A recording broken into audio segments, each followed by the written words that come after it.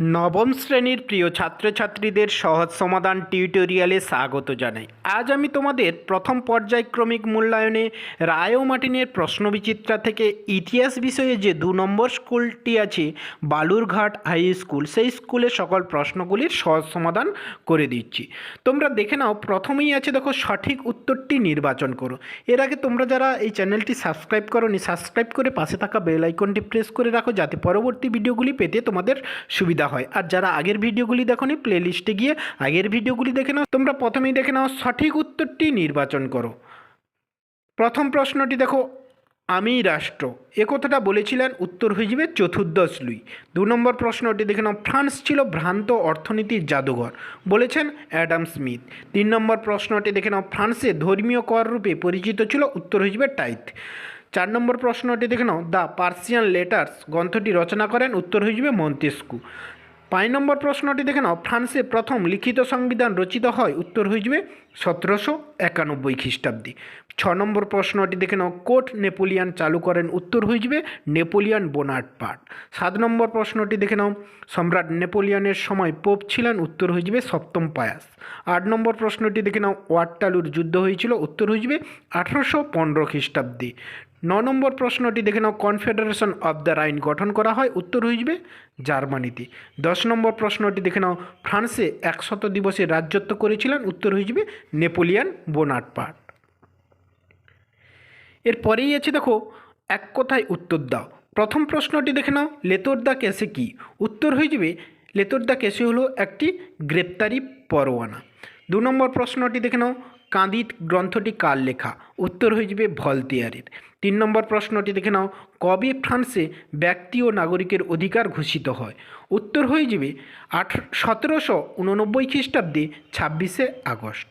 4 নম্বর প্রশ্নটি দেখে নাও, ফ্রান্সে কবে জাতীয় ব্যাংক প্রতিষ্ঠিত হয়, উত্তর হয়ে যাবে 1800 খ্রিস্টাব্দে। 5 নম্বর প্রশ্নটি দেখে নাও, কবে ফ্রান্সের বিরুদ্ধে দ্বিতীয় শক্তিজোট গড়ে ওঠে, উত্তর হয়ে যাবে 1799 খ্রিস্টাব্দে 12ই মার্চ। 6 নম্বর প্রশ্নটি দেখে নাও, কে বিপ্লবের সন্তান নামে পরিচিত হন, উত্তর হয়ে যাবে নেপোলিয়ান। এরপরেই আছে দেখো, 2-3টি বাক্যে উত্তর দাও। প্রথম প্রশ্নটি দেখে নাও, অ্যাসেম্বলি অব দ্য নোটেবল বলতে কী বোঝো, উত্তরটি আমি নিচেই লিখে রেখেছি, তোমরা এখান থেকে দেখে খাতাতে নোট ডাউন করে নাও। উত্তরটি দেখে নাও, অ্যাসেম্বলি অব নোটেবল হলো বিপ্লবের পূর্বে ফ্রান্সে উচ্চস্তরের অভিজাত, যাজক ও গণ্যমান্যদের নিয়ে গঠিত একটি সভা। এই সভার সদস্যরা রাজার দ্বারা মনোনীত হতেন। ফরাসি রাজা বিশেষ প্রয়োজন হলে কোনো রাষ্ট্রীয় বিষয়ে এই সভার সঙ্গে আলোচনা করতেন। 2 নম্বর প্রশ্নটি দেখে নাও, ফরাসি বিপ্লবে অংশগ্রহণকারী 2 জন মহিলা বিপ্লবীর নাম লেখো, উত্তরটি আমি নিচেই লিখে রেখেছি, তোমরা দেখে নাও। উত্তর হয়ে যাবে ক্লেয়ার ল্যাকম্প ও পাউলিন লেও। এরপরে তোমরা 3 প্রশ্নটি দেখে নাও, ক্যাম্পো ফর্মিওর সন্ধি ফল কী হয়েছিল, উত্তরটি দেখে নাও, আমি নিচেই লিখে রেখেছি, তোমরা এখান থেকে দেখে খাতাতে নোট ডাউন করে নাও।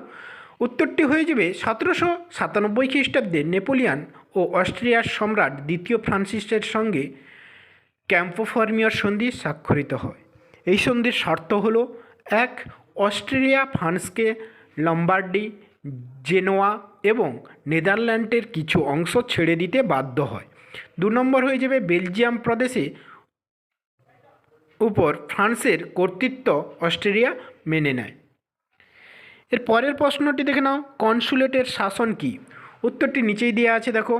উত্তর হয়ে যাবে, ফরাসি সেনাপতি নেপোলিয়ান 1799 খ্রিস্টাব্দে ডাইরেক্টরির শাসনের অবসান ঘটিয়ে ফ্রান্সে এক নতুন শাসন ব্যবস্থা চালু করেন। এই শাসন ব্যবস্থার নেপোলিয়ান সহ মোট 3 জন কনসালের হাতে ফ্রান্সের শাসনভার তুলে দেওয়া হয়। এটি কনসুলেটের শাসন নামে পরিচিত। এর পরের প্রশ্নটি দেখে নাও, পোড়ামাটির নীতি কী, প্রশ্নটির উত্তর নিচেই আছে, এখান থেকে দেখে খাতাতে নোট ডাউন করে নাও। উত্তর হয়ে যাবে, ফরাসি সম্রাট নেপোলিয়ান 1812 খ্রিস্টাব্দে রাশিয়া আক্রমণ করলে রাশিয়া সম্মুখ যুদ্ধ এড়িয়ে সাম্রাজ্যের অভ্যন্তরে ক্রমাগত পিছু হটতে থাকে। ফরাসি বাহিনী রাশিয়ায় যাতে সমস্যায় পড়ে সে উদ্দেশ্যে পিছু হটার সময় রুশ বাহিনী নিজেদের রাস্তাঘাট ও সেতু ধ্বংস করে, খাদ্যশস্য, শস্যক্ষেত্র, শহর, জনপদ প্রভৃতি আগুনে পুড়িয়ে পানীয় জলে বিষ মিশিয়ে দিয়ে যায়। রুশ বাহিনীর এই পদক্ষেপ পোড়ামাটির নীতি নামে পরিচিত।